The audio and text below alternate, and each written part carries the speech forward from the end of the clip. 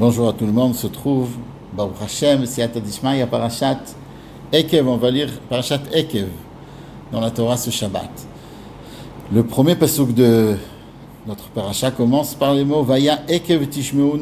Si vous allez donc écouter et Amishpatim Haele, si vous allez écouter la Torah, Ushmartem Vasitem Otam, vous allez les garder, vous allez les faire, et Akadosh Baruch Hu aussi va vous garder le Brit, le Chesed.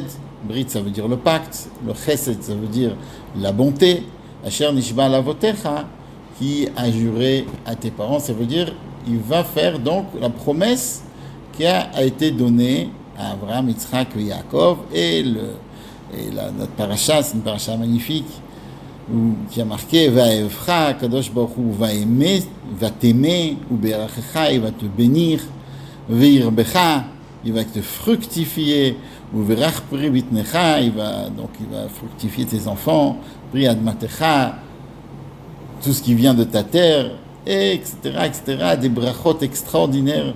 Baruch Hu, Bezrat Hashem, va nous donner.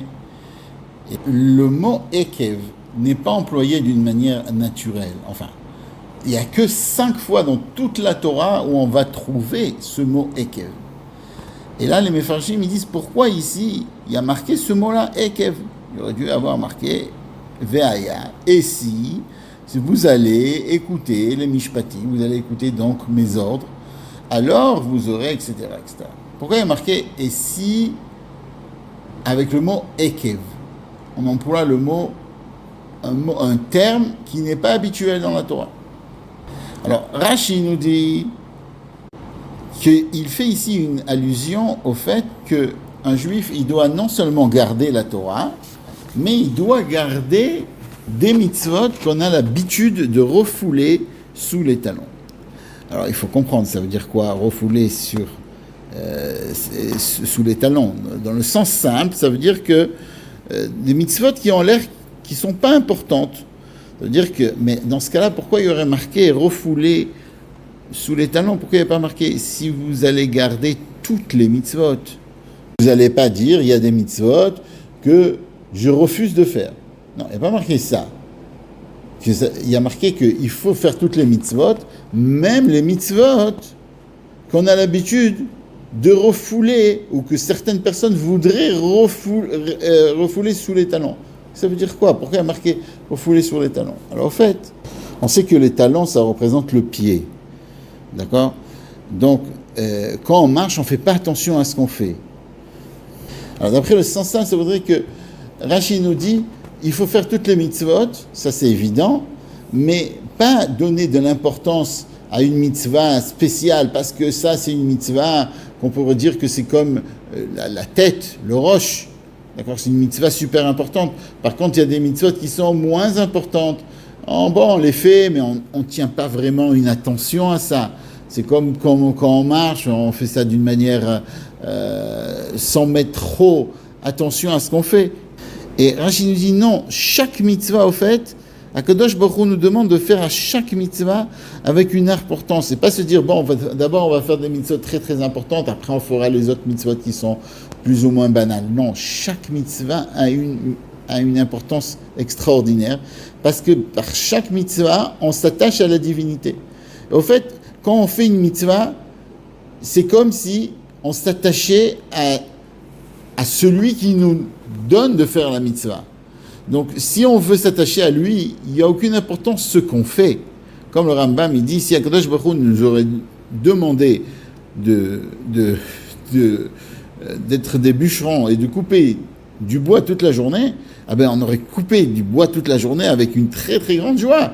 Parce qu'on sait que si on va couper le bois, alors on s'attache à celui qui nous a demandé de le faire. On s'attache avec la divinité. On s'attache avec Akadosh Baruch Hu, qui est le créateur du monde et qui est la source de toute la bonté qu'il y a dans le monde, la source de tout. Alors c'est sûr qu'on veut le faire. Et donc il n'y a pas aucune importance ce qu'il nous demande de faire. On doit tous faire avec chaque chose qu'il nous demande de faire, on doit le faire avec la même ferveur. Mais il y a une autre explication sur le mot Ekev, Et le rabbi dit que quand il y a deux explications, il faut toujours voir le lien qu'il y a entre les deux explications. Ve'aya ekev tishmeun, ça se dit pas Ve'aya ekev, mais c'est une promesse. Ve'aya, et voici, ekev, quand vous allez être à un niveau de ekev, quand le peuple juif sera à un niveau du talon, le mot akov veut dire la fin. Donc quand ça sera vers la fin, quand on sera dans Ikveta de Meshiach, juste avant la venue du Mashiach, donc il y a le mot aussi Ekev, alors sachez que vous ferez la Torah et le mitzvot. Vaya Ekev tishmeun ou shmartem. Akadosh Baruch Hu nous promet, ne croyez pas que ça va rester comme c'est maintenant, mais à la venue du Mashiach, avant la venue du Mashiach, on fera Bezrat Hashem les mitzvot, on va faire tchouva, on va se rapprocher d'Akadosh Baruch Hu, et on fera les mitzvot. Quand on emploie le mot Ekev à propos du Mashiach, aussi il y a deux explications. La première explication, c'est Ikveta, c'est on entend les pas de la venue du Mashiach. Et aussi, on peut dire Ikveta, ça vient du mot Ekev, qui est là où il n'y a pas de sensation. Par exemple, que le fait que quand quelqu'un il veut rentrer dans de l'eau chaude, alors il ne va pas mettre sa tête dedans en premier, mais il va mettre son pied pour tâter, parce que là, le pied, il a surtout le talon, on a une sorte de peau au-dessus de le talon où on ne sent pas trop exactement la chaleur. Ça représente un moment où il va avoir une difficulté de sentir de la divinité dans le monde. Et à ce moment-là, que d'un côté, on entend les pas du Mashiach, et d'un autre côté, il y a une difficulté de sentir la divinité dans le monde, Akadosh Baruch Hu nous promet, ne vous inquiétez pas, vous allez faire tchouva et tout va bien se passer, Akadosh Baruch Hu va vous donner que du bien et que des choses bonnes. Alors, quel est le rapport entre les deux explications qu'on a dit? Ekev tishmeun, d'un côté on a dit que Ekev ça veut dire si vous allez garder toutes les mitzvot, et d'un autre côté on nous parle de Ikveta de Meshiach, juste avant la venue du Mashiach. Un c'est sur l'homme, d'accord, c'est si l'homme il va garder, et l'autre c'est sur l'époque, quand on va arriver à l'époque du Mashiach, alors juste avant la venue du Mashiach, on aura énormément de chefs, on aura une très très grande bracha. Avant de répondre à cette question, alors on va poser encore une autre question, et avec ça, Bezrat Hashem, on va essayer de répondre aux premières questions. Donc quel est le rapport entre les deux explications? Qu'est-ce que ça veut nous dire exactement le mot Ekev? Alors, dans le premier pasuk, on a dit Vaya Ekev Tishmeun, si donc vous allez écouter les mitzvot que Akadosh Baruch Hu vous a demandé, après il y a marqué Veshamar Hashem Elokecha le Brit, Akadosh Baruch Hu va te garder le Brit, le Chesed et Shvua. Brit, on a dit, c'est le pacte, Chesed, c'est la bonté, et Shvua, c'est ce qu'il a juré, ce qu'il a promis de donner à tes parents. Alors, le Brit, c'est quoi? Le Brit, c'est un pacte. Pourquoi on fait un Brit? Quand on a un safek, quand on a un doute si on va réussir à faire la chose ou on ne va pas réussir à faire la chose, est-ce qu'on va réussir à s'allier ou pas? On fait un Brit. Donc, deux personnes font un Brit, ils font un pacte, et ils se promettent que quoi qu'il arrive, dans n'importe quelle situation, on va rester ensemble, on fait un Brit. Chesed, bon, c'est la bonté, c'est quoi le Chesed? Le Chesed, c'est que Akadosh Baruch Hu décide, par exemple, de donner quelque chose. Quand il y a marqué qu'Akadosh Baruch Hu fait du Chesed, alors ça veut dire que c'est pas qu'il regarde le bien et il regarde le mal et il décide de donner. Ça s'appellerait plutôt le Rachamim. Mais Chesed, quand il y a marqué Chesed chez Akadosh Baruch Hu, ça veut dire qu'il voit même pas du mal, il voit que du bien. Donc le Chesed, c'est qu'il va voir que du bien chez le peuple juif. Il va même pas voir le côté mauvais qu'il y a sur le peuple juif. On raconte comme ça qu'il y a un chassid qui a été envoyé par son Rav chez Rav Zusha pour voir comment quelqu'un qui a des difficultés, a des issourim, parce que Rav Zusha de Manipoli, c'était un tzaddik qui avait énormément de difficultés dans sa vie. Et quand même, il était joyeux. Alors, il était toujours joyeux, toujours sa mère, il rigolait toujours. Alors une fois, il y a un chassid comme ça, il a été envoyé par son Rav pour voir comment on peut travailler à Kadosh Baruch Hu, malgré qu'on a beaucoup de difficultés, besimcha, avec joie. Et quand il est allé, il a marqué qu'il a couru après Rav Zusha. Rav Zusha, il était assis dans une charrette, et il lui dit, qu'est-ce que tu veux, pourquoi tu me cours après? Il a dit, parce que le tzaddik il m'a envoyé chez toi, parce que je dois apprendre comment on doit travailler à Kadosh Baruch Hu, besimcha, avec joie, malgré qu'on a des difficultés. Alors il lui dit, j'arrive pas du tout à comprendre pourquoi il t'a envoyé chez moi. Besimcha, avec joie, de travailler Hachem avec joie, avec plaisir, viens. Mais avec difficulté, moi j'ai aucune difficulté. Ça c'est le chesed. Le chesed c'est, on voit pas le mal. Et la dernière chose, Asher nishba lavotecha, qu'Akadosh Baruch Hu a fait une tchouva à tes parents. Une tchouva, c'est mishon sova. Sova, ça veut dire rassasier. Quelqu'un, quand il en a des difficultés de faire quelque chose, alors on fait une tchouva, on jure, et Akadosh Baruch Hu il donne des forces pour le faire.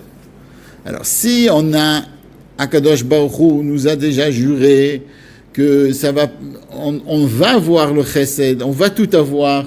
On a déjà fait un brit avec Akadosh Baruch Hu, dans Brit Bedam Tarim, etc. Donc on a à Chorev, on a fait un pacte avec Akadosh Baruch Hu.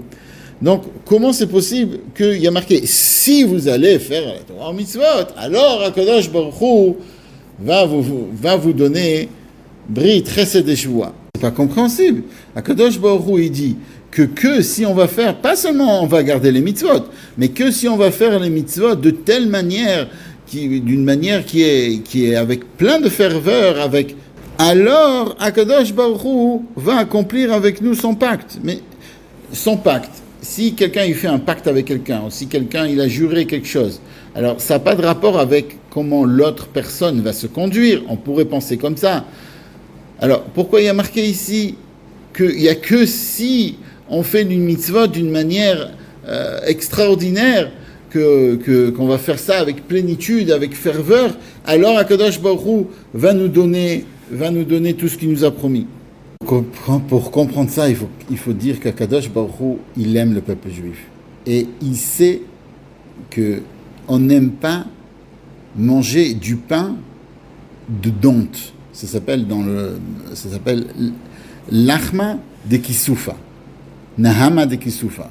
Le pain qu'on est lechem aboucha, le pain où on a honte.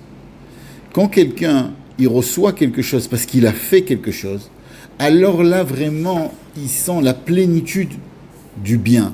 C'est-à-dire si on reçoit quelque chose d'Akadosh Baruch Hu, on n'a rien fait pour le recevoir, alors on se sent un petit peu frustré d'avoir reçu sans rien faire pour Akadosh Baruch Hu. J'ai entendu une histoire d'une femme qui a décidé de faire tchouva, et elle a commencé à se renforcer dans la Torah, dans les mitzvot, et pas longtemps après qu'elle a commencé à garder donc le judaïsme, pour une raison qui n'avait aucun rapport avec elle, elle s'est retrouvée, il y a eu une erreur, elle s'est retrouvée derrière les barreaux, ou en Amérique. C'est une Israélienne, c'est très très dur pour elle. Et dans les prisons américaines de femmes, elle raconte comme ça qu'il y avait une sorte de gang. Il y avait d'autres femmes qui étaient très très puissantes, que tout le monde avait très très peur de leur présence. Mais envers elle, elle était gentille. Et elle lui a demandé, comment ça se fait qu'envers moi tu es gentil? Alors que tout le monde, tu mets la terreur, mais avec moi, elle a raconté qu'elle n'avait pas de quoi manger cachère, et elle a tout fait pour lui trouver du manger cachère en prison. Elle raconte que cette femme lui a dit, je vois que tu fais quelque chose pour ton Akadosh Baruch Hu. Elle a dit, allez, va, je souhaiterais, moi, pouvoir faire quelque chose pour mon Baruch Hu à moi, quoi. Elle a été libérée, on a vu que ce n'était pas elle qui qui avait fraudé, c'était d'autres personnes qui avaient fraudé. Mais elle a appris de la route qu'on a de pouvoir faire quelque chose pour Akadosh Baruch Hu, de pouvoir faire quelque chose pour le Créateur. Et ça, c'est énorme. Ça veut dire, si on pense qu'au fait, on fait quelque chose pour Hachem. Hachem nous a dit de faire la chose et on l'a fait.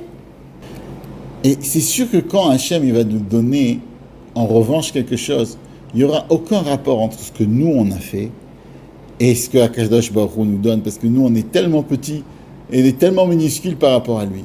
Mais c'est une sensation. On a fait quelque chose, on a reçu quelque chose. Et c'est une matana, c'est un cadeau qu'Akadosh Baruch Hu nous donne cette possibilité de faire la chose. Et nous, quand on fait des mitzvot, il y a deux manières de faire les mitzvot. Il y a une manière qui est sikhlit, de comprendre ce qu'on fait et d'aller d'après l'intellect. Et il y a une manière que quand on va faire la mitzvot, on va le faire d'une manière où on se dit, on est bekabalatol, on reçoit sur nous le joug de la divinité. Et ça, c'est un peu ekev. Alors, on a dit pourquoi Kadosh Baruch Hu dit si vous allez faire les mitzvot, alors vous allez recevoir. Non, Kadosh Baruch Hu, de toute manière, il va nous donner. Mais si on veut vraiment recevoir quelque chose d'extraordinaire, alors pour notre bien, il nous dit faites la chose, pas d'une manière normale. Si on veut recevoir plus qu'une manière normale qu'on doit recevoir. C'est comme ça que dans le désert, alors ils avaient de quoi manger, ils avaient de quoi boire, et ils avaient aussi un année à kavod. Alors de quoi boire, de quoi manger, c'est quelque chose de normal.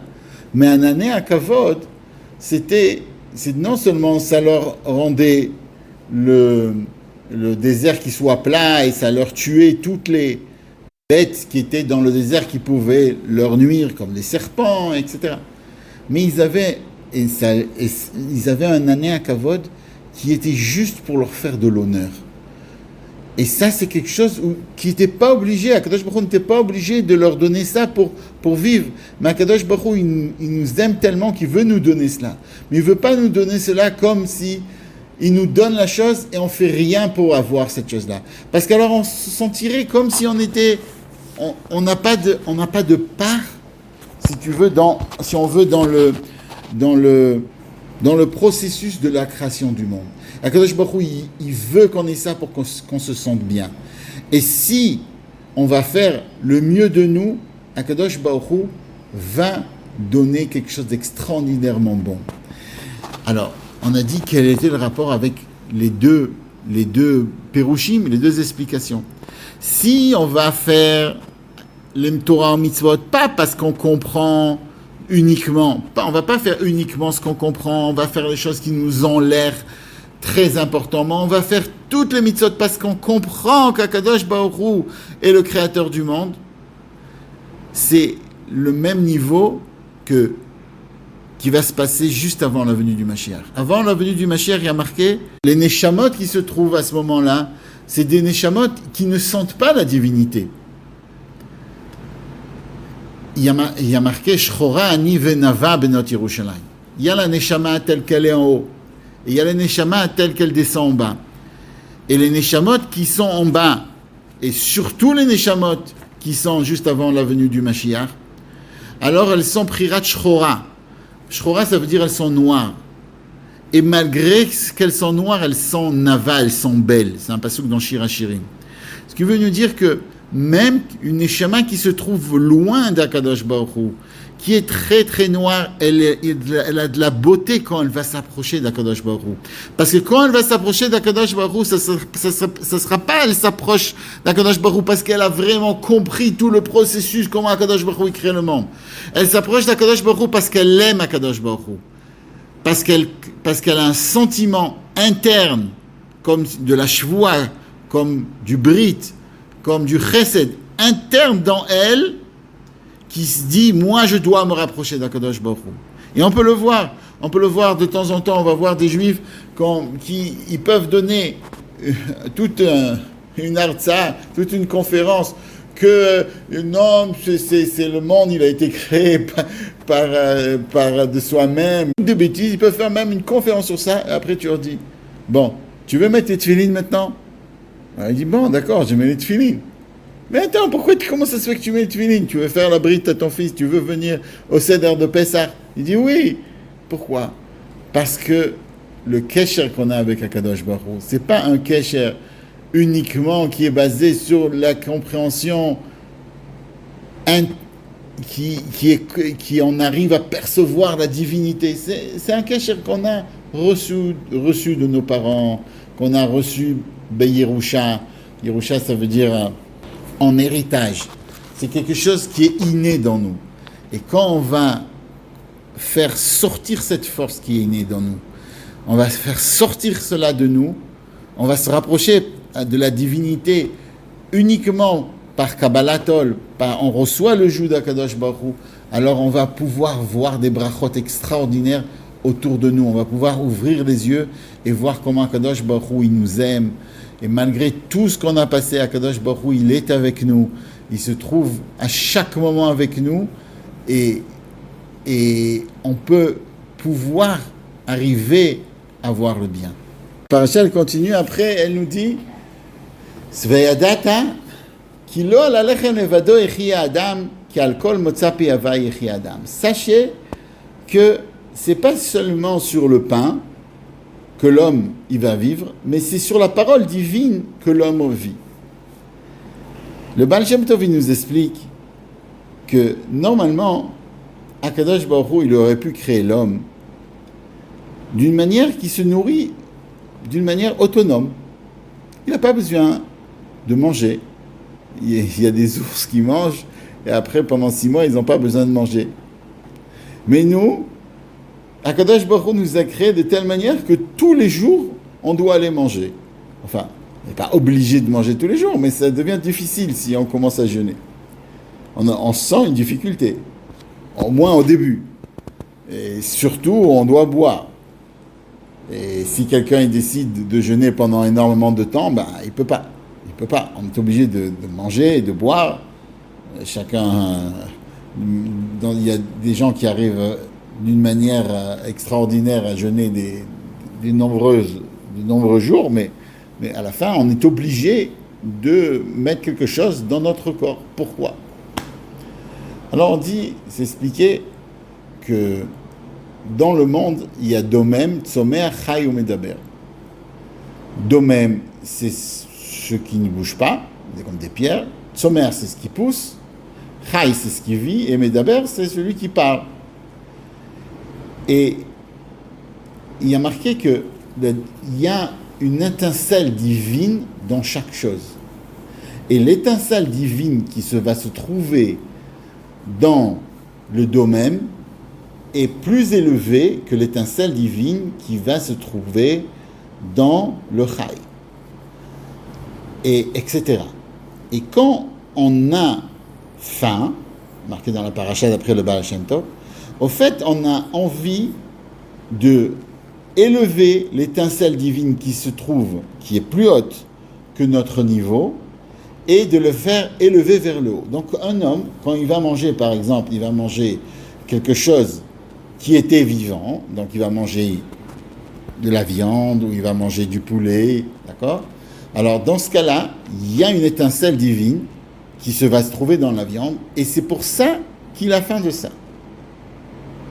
Et quand, après, cette étincelle, il va le manger, cette étincelle divine va être dans lui. La même chose, quand on va manger des fruits, alors, il y a une étincelle divine qui se trouve dans la terre, qui est montée dans le fruit, et quand nous, on va la manger, on va la prendre. C'est pour ça qu'il y a marqué « Kilol alechem levado yechi adam ».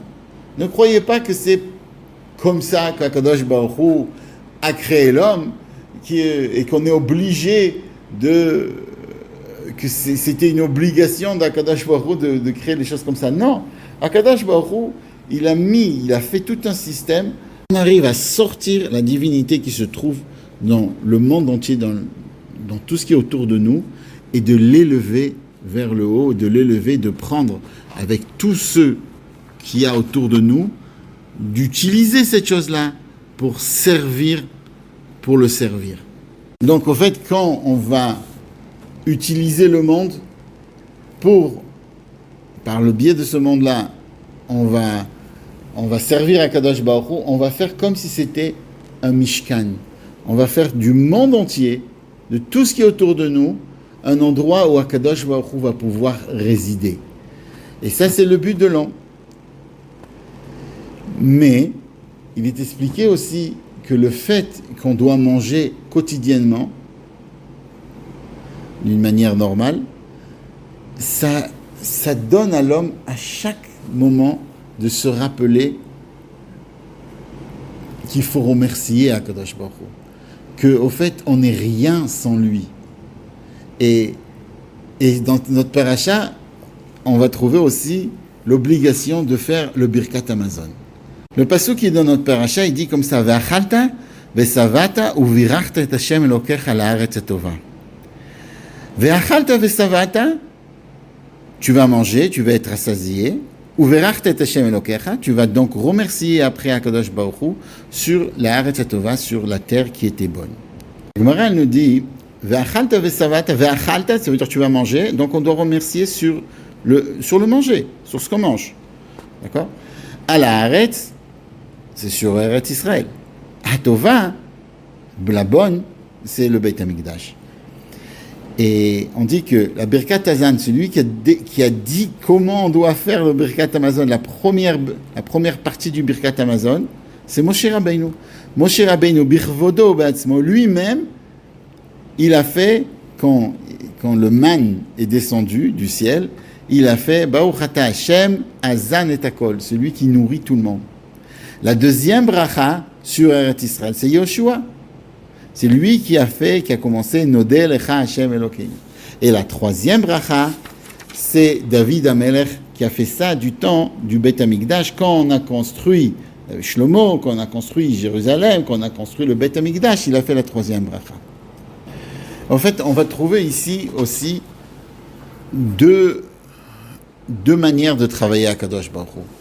La première manière, c'était la manière qu'ils étaient dans le désert, c'était une manière miraculeuse. Ils avaient du manne qui tombait du ciel. La deuxième manière, c'est la manière du temps de Yoshua, où ils devaient faire quand même un travail.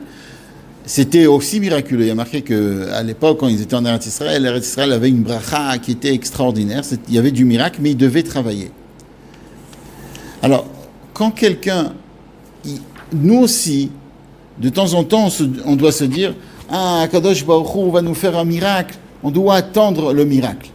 Des fois, un homme, il doit se conduire comme ça. Mais il ne faut pas oublier qu'il faut faire quelque chose. Il faut travailler. Il faut faire tout ce qui est dans notre possibilité pour arriver à la solution sans qu'on ait un miracle. Et des fois, il y a des gens qui attendent trop au miracle. Il y a des fois, des gens, ils mettent trop la tête dans la chose qu'ils doivent faire parce qu'ils oublient un petit peu que la bracha vient d'Akadosh Baruch Hu. Il y a les deux. Et si on veut, ça c'est le Beit HaMikdash, ça c'est Jérusalem. Jérusalem, c'est Ke'ir Shechubra la Erdav. C'est la ville qui attache, qui rattache. Si l'agriculteur, il ne va pas travailler, même s'il y a de la pluie, il ne va rien se passer. Et si l'agriculteur, il travaille et il n'y a pas de pluie, il ne va rien non plus pousser. Il y a besoin des deux en même temps. Et si on veut, Shabbat aussi, on a les deux pains pour montrer que d'un côté, on doit être attaché à la divinité d'une manière miraculeuse et d'un autre côté, on doit faire quelque chose. On a les deux pains, on a et le pain de Moshe et le pain de Yehoshua. Et quand on fait Motzi Shabbat sur les deux pains, Shabbat, c'est un peu le Beit HaMikdash, c'est la Hardout, c'est l'unité des deux kavim, des deux manières de voir le judaïsme. C'est une histoire qu'il y avait à Jérusalem, quelqu'un qui était très érudit, qui était très élevé dans le travail d'Akadosh Baruch Hu. Il est venu voir le Rav, il lui a dit « Rav, qu'est-ce que je fais? Je ne sais pas si j'ai fait Birkat Hamazon ou j'ai pas fait Birkat Hamazon. » Alors le Rav lui dit « Tu as oublié si tu as fait Birkat Hamazon ou pas? Ok, alors retourne chez toi et va voir si tu as pas oublié de manger. » il est retourné chez lui, et il a vu que c'est vrai, il était tellement occupé, il avait quelque chose, il a oublié de manger. Elle me dit, mais comment c'est possible? Comment c'est possible que tu savais? Il est retourné voir le Rav, que j'ai oublié de manger. Alors il me dit, je savais que ton attachement à la divinité, quelqu'un qui est tellement attaché, c'est impossible qu'il oublie Birkat Hamazon. Donc si tu as un doute si tu as fait Birkat Hamazon, alors c'est qu'on dirait que tu n'as pas mangé. Et au fait, on a vu de là que un homme, il doit attendre, il doit demander à Kadosh Baruch Hu un grand chesed. Mais il doit faire quelque chose, il doit faire une action, il doit tout faire ce qui est rapport avec lui pour arriver à ce chesed-là. Et c'est pas qu'Akadosh Baruch Hu, il est obligé de faire passer ça par cela, par ce biais, par ce chemin-là, parce qu'il pourrait nous donner le chesed sans qu'on soit obligé de travailler ou de faire une action. Mais Akadosh Baruch Hu, il nous aime, et parce qu'il nous aime, et il veut qu'on se sente comme il faut, alors il nous dit, faites une petite action. Pitrouli kechudosh el machat. Ouvrez-moi une toute petite entrée, et à ce moment-là, je vais vous ouvrir un très très grand, je vais vous faire une très très grand palais pour vous. Et Bezrat Hashem, qu'on voit le grand palais avec la venue du Mashiach Tekef Mamash.